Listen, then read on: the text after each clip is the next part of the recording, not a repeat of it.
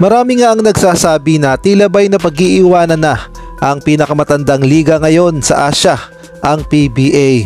Hindi na nga daw tayo makasabay sa ibang liga, partikular na sa Japan P-League, sa Korea at gayon na rin sa Taiwan. Ang nangyayari kasi kapag nagkakaroon lamang ng mga regular na laban, lalo na kapag hindi nga sikat yung mga naglalaban ay halos wala kang nanonood, at sabihin man natin ay nilalangaw talaga ang PBA.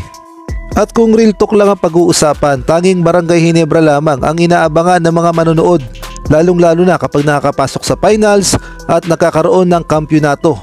Doon pa lang halos nakakaroon ng record ang PBA sa attendance, lalo na nung nakalaban ng Barangay Ginebra ang Bay Area Dragons na umabot ng 50,000 mahigit ang naging attendance.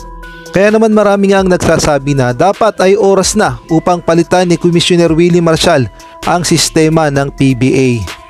Kasi nga naman kung ating babalikan ng taong 80s hanggang 90s kung saan talaga namang tinatangkilik ang PBA, at kahit nga mga regular team lang ang naglalaro ay talaga namang pinupuntahan ng mga tao at masayang masaya ang mga tao na nanonood ng PBA, at masasabi natin yung mga audience ay jam-pack talaga kapag nakakaroon ng laban ng mga PBA teams, at masasabi nating sagana sa sponsor noon ng PBA at paniguradong maayos din ang naging pasahod noon ng PBA sa mga PBA players. Kaya naman tinatangkilik ng masa ang PBA noon at hindi mo talaga makikitang nilalangaw ang PBA noon.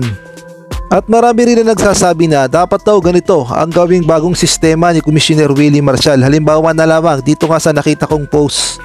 Ang sabi niya nga, paano instantly maibabalik ang interes ng mga PBA fans na manood sa venue.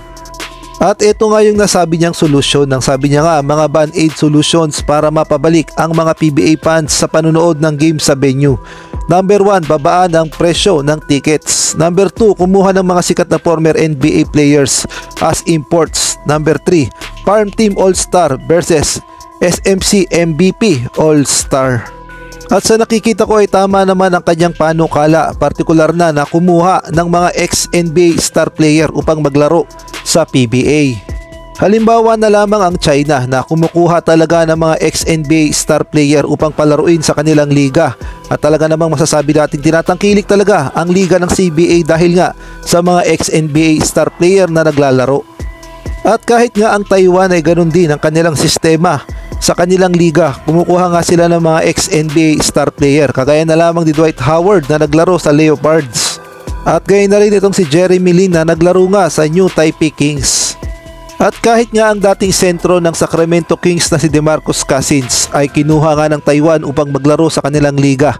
Malaking bagay kasi yung mga ex-NBA star player na maglalaro sa kanilang liga dahil panghatak nga yan ng mga manunood.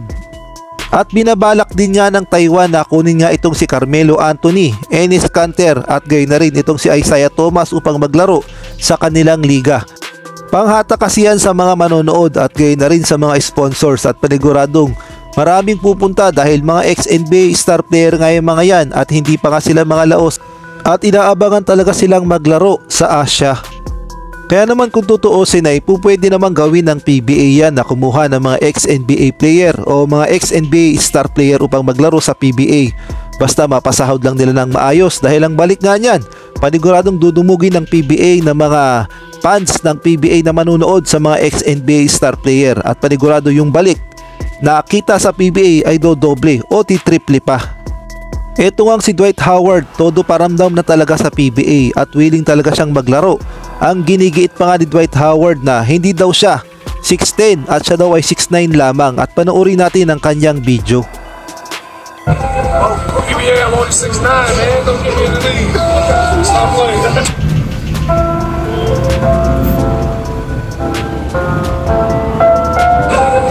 Oh, PBA, I'm only 6'9", man. Don't give me the lead.